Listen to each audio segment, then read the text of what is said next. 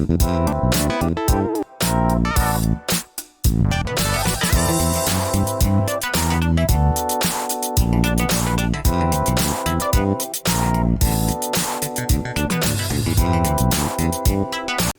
everybody, Belinda here, welcome back. And if you're new here, welcome. Today I'm working on a 25 centimeter plywood round. So I've gone ahead and taped up my back, as you can see. So I am actually going to visit one of my pours.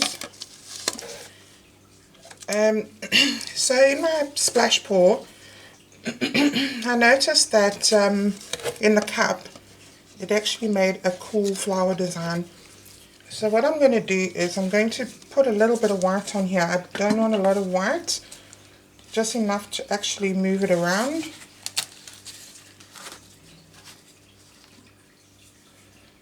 Right, so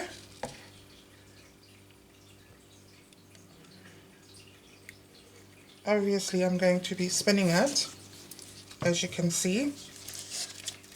So first of all,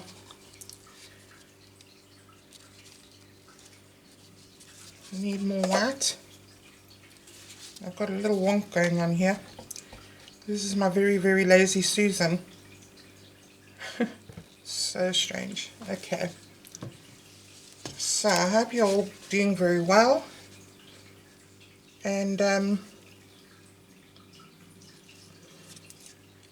have a lady who has been inspired by one of my pours, but actually it was originally by Jessica Nisbet, I think.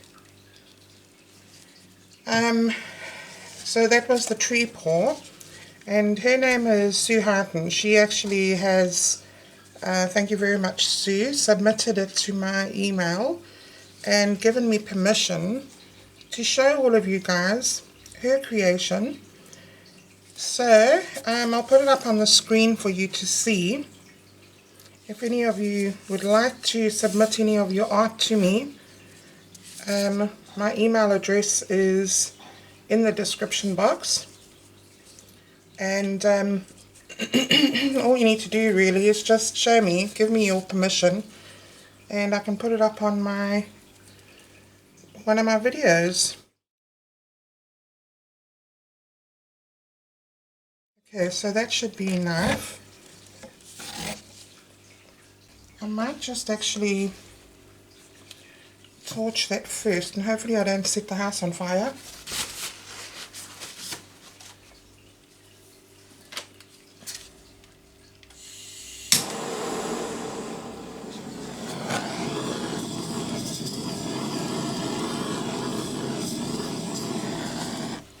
Alright, so the reason why I'm not using too much paint is because I don't want the cup to float. So let's just see. So this is kind of like a little experiment. I've cut this cup up. It's quite a large size cup. Try and get it center. Alright, a bit wonky. I'm just hoping. I wonder if I should put something underneath there.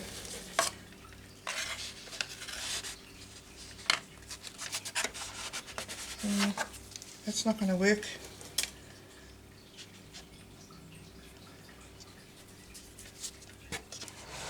Just for now. That seems a little bit high. Okay guys, we're going to go with it. So in one of my other pours, I actually had some paint left in the cup, and I just thought it was too pretty to throw away. So I'm going to be holding this down. Hopefully I'll get my hands out of the way so you guys can see. I don't necessarily want it to actually come out.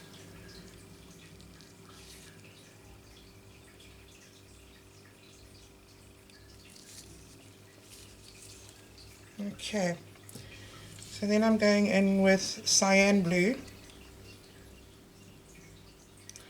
And I need to put down quite a bit of paint for this, whoops, for it to work.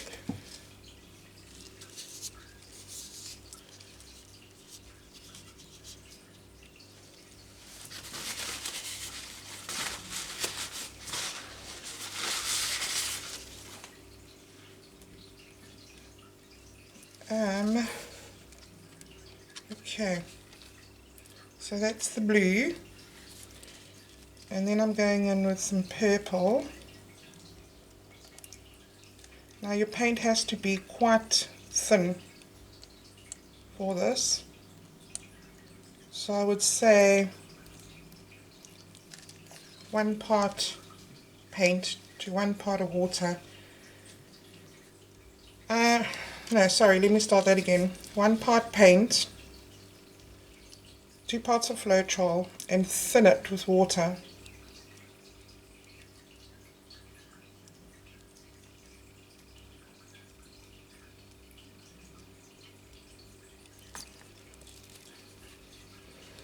Okay, I don't really see it happening.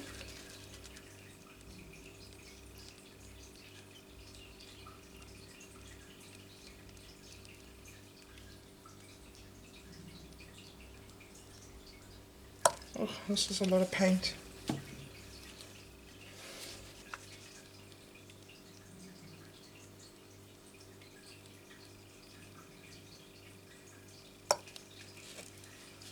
Now it's starting to happen. Far too much paint, guys.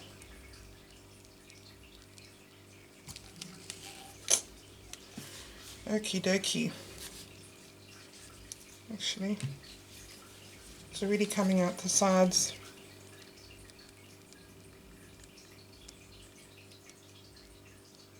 So you really want to get that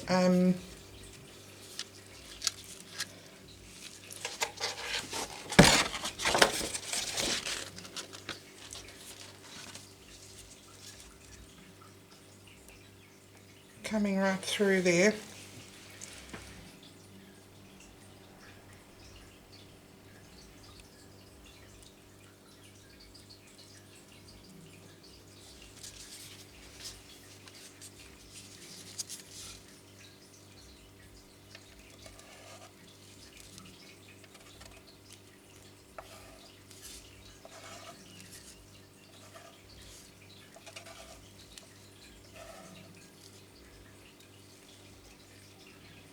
Right, so that didn't really work out very well.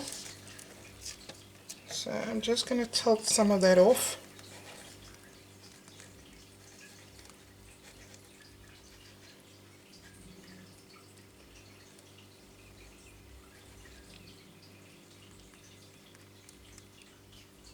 And bring it back.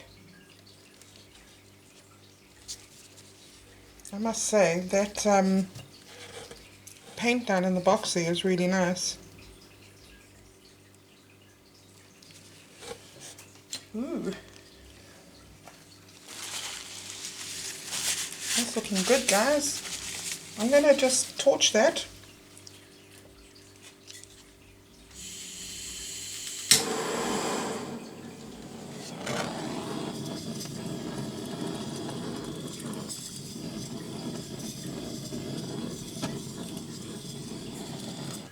And then I'm going to give it a spin or two.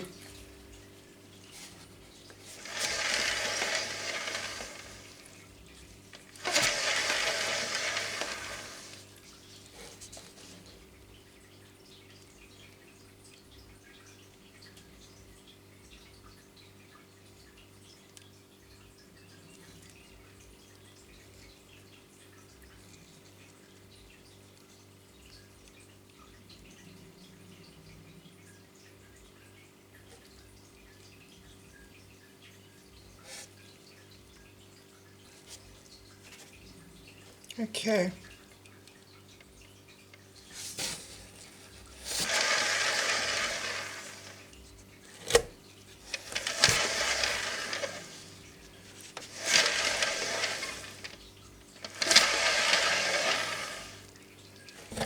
So I think it was actually quite pretty before the spinning started.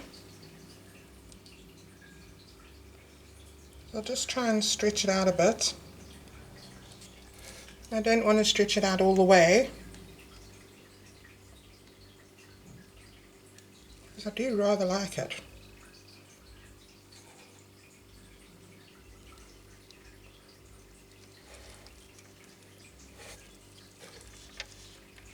Okay.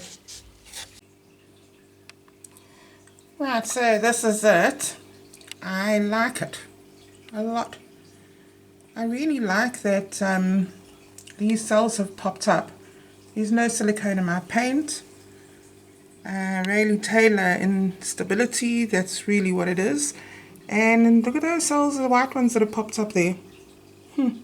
Interesting. I'll have to do another video on creating that effect.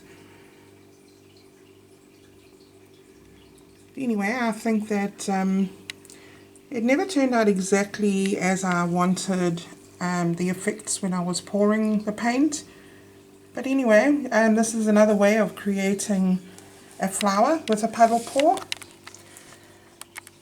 And I hope you liked that, and I'll see you in the next one. Thanks for watching, guys. Bye.